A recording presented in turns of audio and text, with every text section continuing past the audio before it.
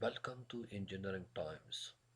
Today I'm going to show you how to export ArcGIS data into Excel sheet. Okay, let's start. Open up GIS and this is already I have a file in the shape file.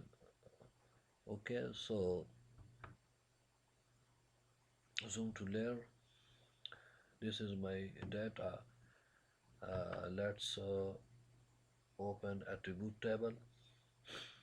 So I want to export this data or I want to copy this data into Excel sheet.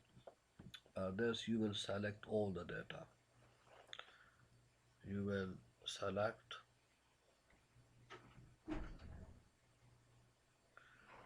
and you will select this data and here okay,